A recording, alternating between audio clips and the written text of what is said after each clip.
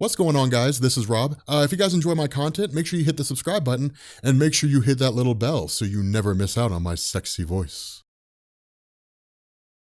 Okay, so we are picking up with part 5 of The White Knight, and God, this story just gets better and better. It is so intriguing. It's so interesting because it starts out as like a stereotypical Batman story, then it turns into like the Joker going sane, and then it turns into like this story is going to reveal like there's so many secrets in Gotham and like so many things about Batman that we don't know. But what this initially does is it picks up with, well, really with Jack Napier, basically learning how to become a better fighter. Now, again, one thing I want you guys to bear in mind is when it comes to him being sane, this is by routine popping of the pills. It's not permanent, right? Like, I mean, if he stops taking the pills, he'll go back to being the Joker. He's got the Joker at arm's reach, but at any point in time, if somebody took the pills and like hid them, he'd go back to being the Joker again. So it's cool because the whole idea of him being sane just kind of runs on the edge of a knife. But him learning how to fight from Harley Quinn is cool because what this is designed to do is to show that he's basically captured everything. And in fact, that's what's being said here. In the conversation between the two of them, Jack Napier's got it all. He's got backport. Basically, he's got the support of all the people in Gotham, or at least most of them. He's got the support of the Gotham City Police Department. He's got the support of Nightwing. He's got the support of Batgirl. The only person whose support he does not have is Batman. And at the end of the day, that doesn't really seem to be a big part of the picture anymore, because when he looks at where he is right now, being a councilman, the idea that like he's somebody just like training to fight Batman in hand-to-hand combat, that's really like the one thing he's shooting for, is he's taken everything that matters to Batman. So all that's left is to basically take Batman's dignity, to beat him in a hand-to-hand fight and call it a day. And so at this point, we switch over to Bruce Wayne to Batman, who's basically going through and investigating everything that's been going on so far with regards to like Neo Joker and all that kind of good stuff. And the cool thing about this is that initially, as he goes down, like he immediately starts to pick up the pieces. And that's one thing I want you guys to notice about Sean Murphy's writing here. Batman's detective skills, how intelligent he is, that's an afterthought. It's a background thing. Sean Murphy doesn't spend a whole lot of time dwelling on that because, I mean, it's cool. He doesn't treat us as the reader as being stupid. He's just kind of like, you guys know what's going on with Batman. You guys know he's smart. You guys know he'll figure stuff out. So let's worry about other things going on. It's very reminiscent of like Scott Snyder Batman. But when he's sitting down, you know, of course, he's met by Barbara Gordon and Nightwing. And of course, he deduces within a matter of minutes the fact that all the villains who have been operating in Gotham City have all been mind controlled, basically, that Clayface has something to do with it because it's the one villain that they haven't seen yet. But the big takeaway from this encounter is that Nightwing and Barbara Gordon try to convince Batman to join the GTO. And this is awesome because Batman's response is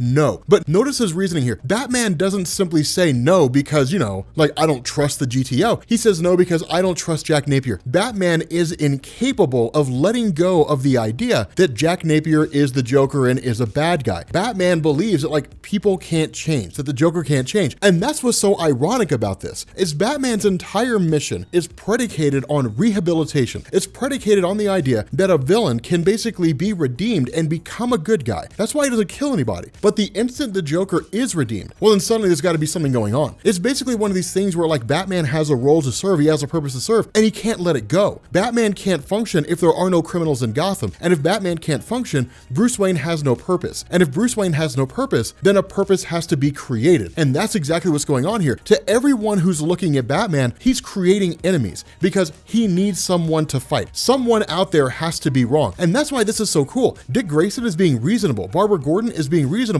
Jack Napier's plan is really kind of like the perfect compromise. But Batman, in his stubbornness and his unwillingness to admit defeat, simply sits down and says, but there has to be a caveat. And that's where things get kind of hairy, because for us as the reader, we look at that and we say, well, he's probably right, because I mean, it's Batman. Surely there has to be a catch. But like at the same time, you look at this and you say, but what if there's not? And it really kind of like throws into sharp relief the nature of whether or not Batman is actually a hero. And so at this point, we switch over to an encounter with Batman and the real Harley Quinn. And the exchange is interesting here, because when it comes to Harley Quinn as a character, by and large, Batman has usually gone easy on her. But the reason for why Batman did this is because in his mind, Joker needed some kind of counterbalance. That if Joker did not have something to anchor him as close to reality as he could get, then like he would really fall off the deep end. Batman says to Harley Quinn, he simply says, we both know that as bad as the Joker was, we knew how bad he wanted to be. If you look at Harley Quinn in this perspective, this humanizes her. It changes her in her entirety. The person that was keeping the Joker anchored to reality reality. She's his anchor. And without her, he just falls down into the path of absolute insanity, really beyond anything that he was before. And that also kind of brings into question, is that the reason why the Joker found a second Harley Quinn? But regardless of the situation, ultimately, you know, when Batman hits her up and says, look, like, you've got to find a way to set things to rights, her response is, no, like, I'm not siding with you. Jack Napier is a good guy. He's not the Joker anymore. If you can't get past that, then the problem isn't Jack Napier, the problem is you. Everyone is taking sides against Batman. It's really him against the world, metaphorically and in some ways physically. Gotham City against Batman.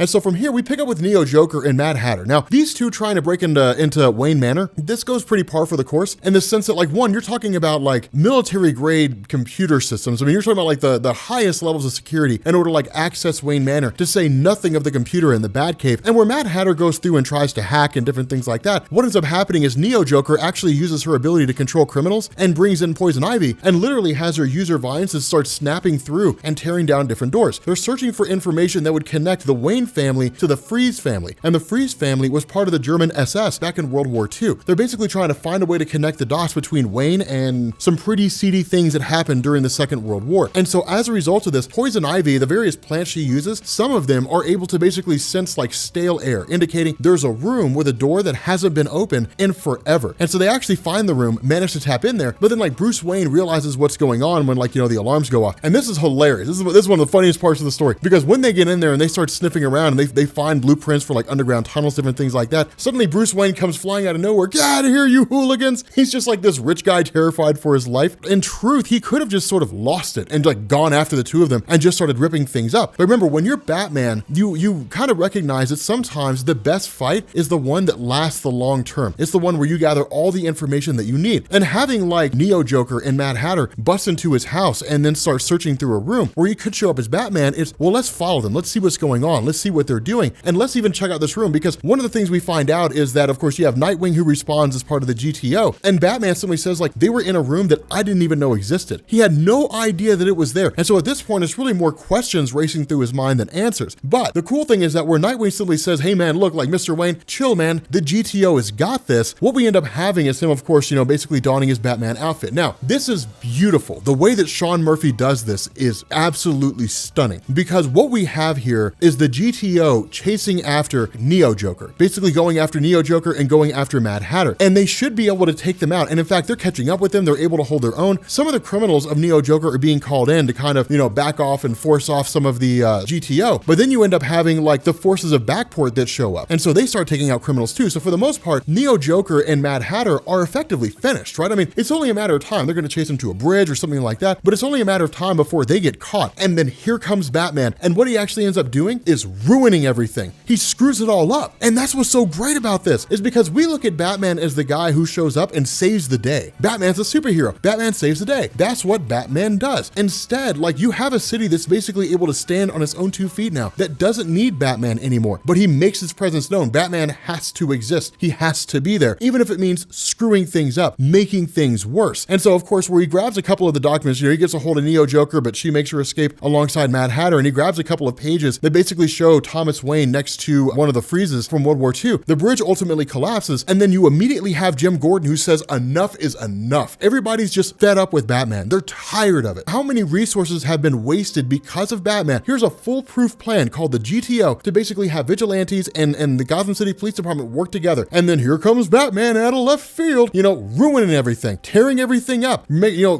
kind of reiterating the point of Jack Napier. Batman is not a superhero or a benefit for Gotham City. Batman's a liability. He's a hassle. Batman is a pain in the backside. And Jim Gordon finally sees the light and says, Batman is no longer a vigilante in the city of Gotham. Batman is a super criminal. APB, I want an APB out, all points bulletin. Batman is to be arrested on sight. And so from here, we switch over to Bruce Wayne showing up at the home of Victor Freeze, showing up with these documents, smashing that image down on the paper, you know, down on local paper, and says, start talking. And Mr. Freeze's response is, the Wayne family has many secrets. They have a lot of secrets. But the most amazing part of this drop off here is that Victor Freeze reveals to Batman that he knows that he's Bruce Wayne. How long he's known, we don't know, but we know that he knows that he's Bruce Wayne. That's what's so crazy about this. With that being said, guys, we're gonna go ahead and bring this video to an end. If you are new here to Comics Explained, make sure you guys hit the sub button to become part of the Rob Corps. If you guys enjoyed this video, make sure you drop a like, and I will catch you all later.